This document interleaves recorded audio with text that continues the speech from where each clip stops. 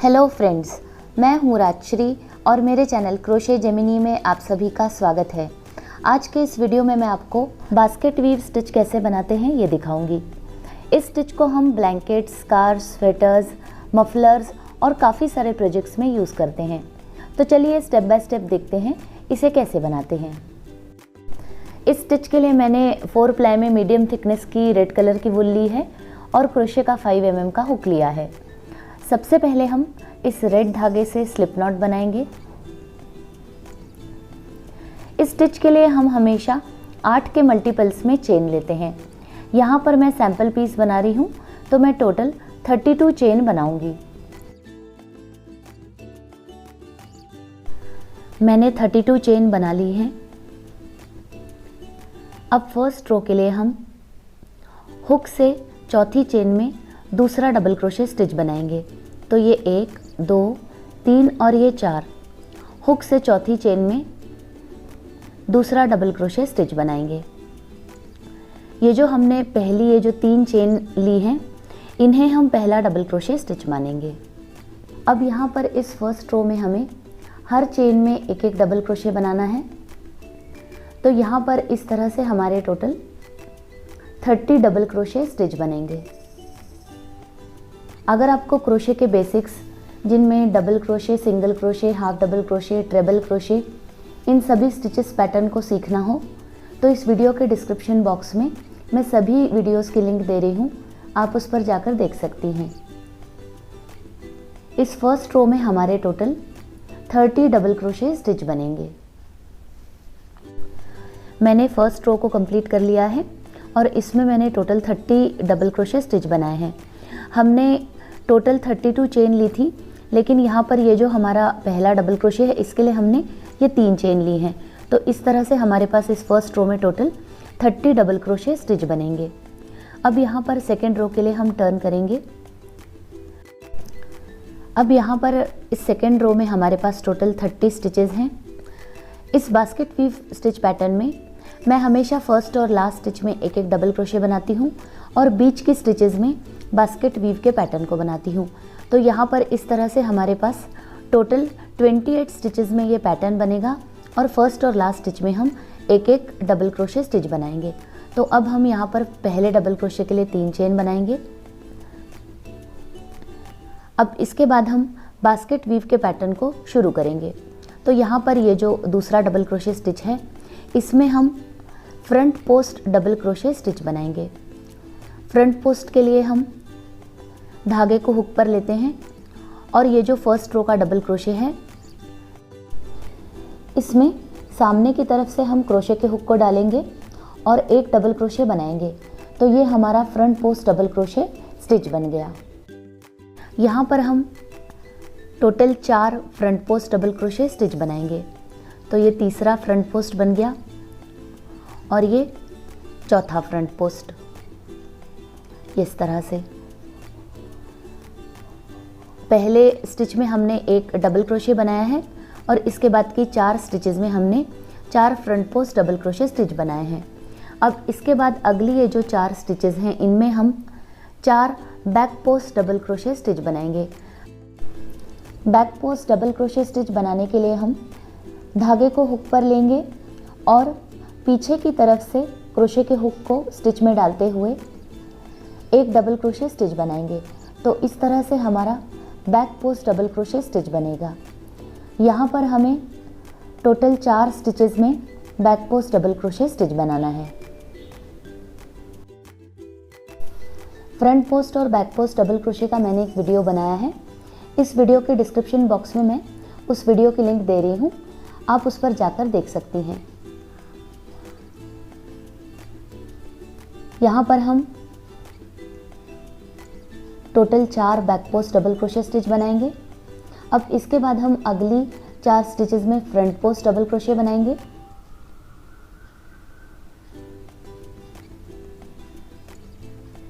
Basket weave double crochet stitch में यहाँ पर हम 4 बैक पोस्ट और 4 फ्रंट पोस्ट इस तरह से हम स्टिच पैटर्न को बना रहे हैं।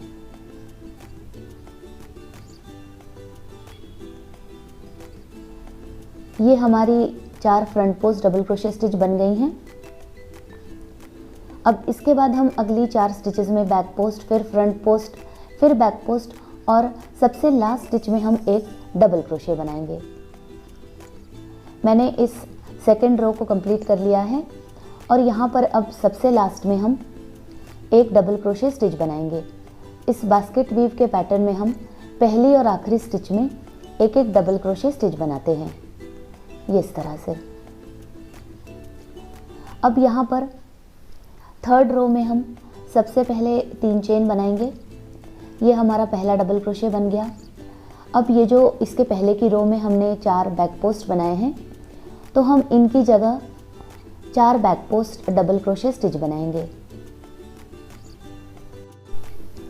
यहाँ पर हम इस स्टिच डिज़ाइन को 3-3 रोज़ में बनाएंगे। हमने सबसे पहली रो में एक डबल क्रोशे की रो बनाई है, दूसरी रो में हमने बास्केट वीव बनाया है और अब ये हमारी तीसरी रो है। तो इसमें हम पहली 4 स्टिचेस में back post double crochet stitch बनाएंगे।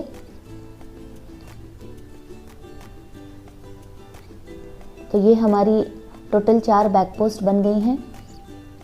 अब हम इसके बाद की ये जो 4 स्टिचेस हैं इनमें फ्रंट पोस्ट बनाएंगे। तो ये 1,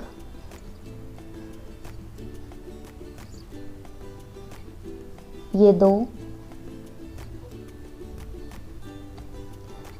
यहाँ पर मैं 3-3 रोज़ में बास्केट वीव के पैटर्न को बना रही हूँ।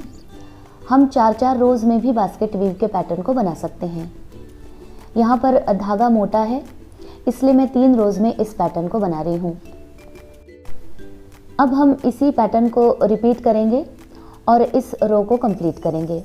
सबसे लास्ट की स्टिच में हमें एक डबल क्रोशे स्टिच बनाना है। मैंने इस रो को कंप्लीट कर लिया है। अब यहाँ पर सबसे लास्ट में ये 4 बैक पोस्ट बनाने के बाद अब हम सबसे लास्ट की स्टिच में एक डबल क्रोशे स्टिच बनाएंगे। पहली और आखिरी स्टिच में एक एक डबल क्रोशे बनाने से बास्केट वीव का पैटर्न बहुत ही अच्छी तरह से बन के आता है। बास्केट वीव स्टिच पैटर्न की ये 3 रोज़ कंप्लीट हो गई हैं और ये जो फ्रंट पोस्ट और बैक पोस्ट की वजह से पैटर्न बना है हम इसे देख सकते हैं। अब यहाँ पर अगली रो में हम पैटर्न को चेंज करेंगे। अब इसके बाद की ये जो अगली 3 रोज़ हैं इनमें हम ये जो फ्रंट पोस्ट है इसकी जगह बैक पोस्ट बनाएंगे और बैक पोस्ट की जगह फ्रंट पोस्ट बनाएंगे। अब यहाँ पर सबसे पहले हम पहली स्टिच के लिए 3 चेन बनाएंगे। ये हमारा पहला डबल क्रोशे बन गया। अब अगली 4 स्टिचेस में हम पैटर्न चेंज कर रहे हैं, तो इसलिए यहाँ पर हम 4 back post double crochet stitch बनाएंगे। इसके बाद की 3 रोज़ में हम फ्रंट पोस्ट के जगह बैक पोस्ट डबल क्रोशे बनाएंगे और बैक पोस्ट की जगह फ्रंट पोस्ट डबल क्रोशे बनाएंगे।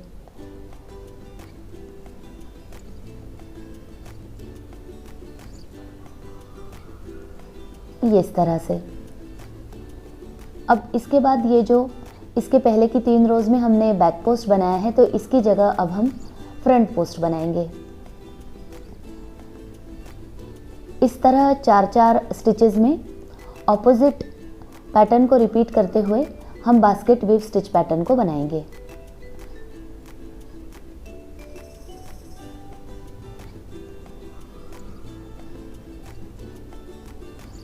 ये इस तरह से।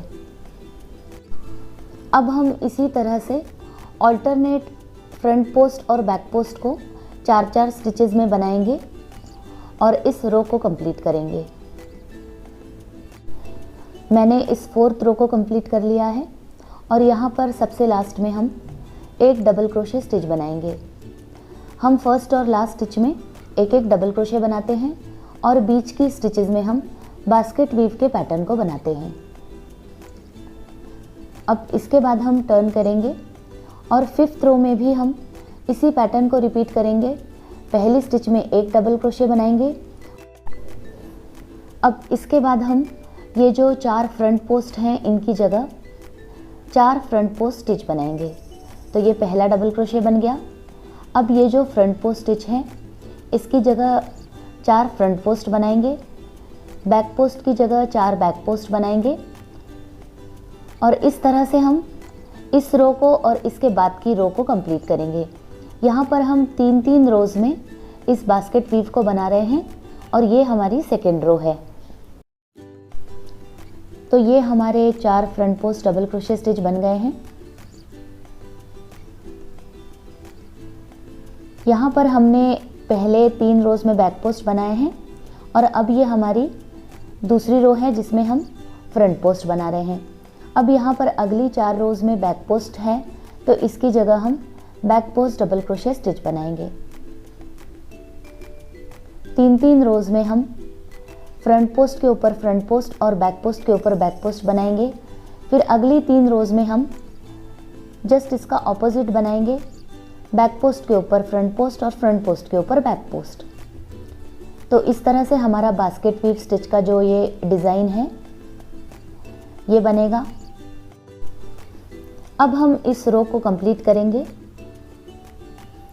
मैंने इस रो को कंप्लीट कर लिया है और यहाँ पर सबसे लास्ट में 4 फ्रंट पोस्ट डबल क्रोशे बनाने के बाद ये लास्ट की स्टिच में हम एक डबल क्रोशे स्टिच बनाएंगे।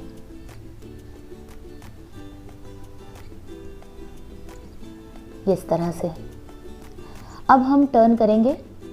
अब इस बास्केट वीव स्टिच पैटर्न का ये तीसरा रो है और इस रो में हम सबसे पहले 3 चेन बनाएंगे और ये जो बैक पोस्ट है इसकी जगह बैक पोस्ट बनाएंगे। तो ये 1 2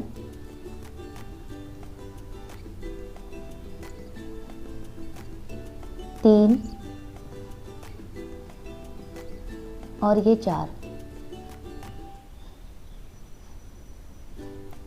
अब ये जो 4 फ्रंट पोस्ट हैं इनकी जगह 4 फ्रंट पोस्ट बनाएंगे। इसकी अगली रो में हम इसका जस्ट ऑपोजिट बनाएंगे। अगली 3 रोज में हमें फ्रंट पोस्ट के ऊपर बैक पोस्ट बनाना है और बैक पोस्ट के ऊपर फ्रंट पोस्ट बनाना है। तो अब मैं इस तरह से इस रो को कंप्लीट कर लेती हूँ। मैंने इस रो को कंप्लीट कर लिया है और सबसे लास्ट में 4 बैक पोस्ट बनाने के बाद अब हम ये जो लास्ट की स्टिच है इसमें एक डबल क्रोशे स्टिच बनाएंगे।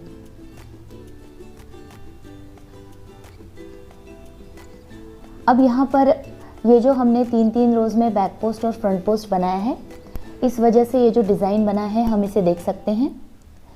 इस बास्केट वीव स्टिच पैटर्न को हम दोनों तरफ से यूज़ कर सकते हैं। दोनों तरफ हमारा बिल्कुल सेम डिज़ाइन है। ये जो पहली 3 रोज़ हैं इनमें बैक पोस्ट और इनकी जगह अगली 3 रोज़ में front post. Basket weave stitch का यही पैटर्न है। मैंने इस सैम्पल पीस को कंप्लीट कर लिया है और ये जो बास्केट वीव स्टिच है ये बहुत ही अच्छा बना है। ये एक रिवर्सिबल स्टिच पैटर्न है। हम दोनों तरफ से इस पैटर्न को यूज़ कर सकते हैं।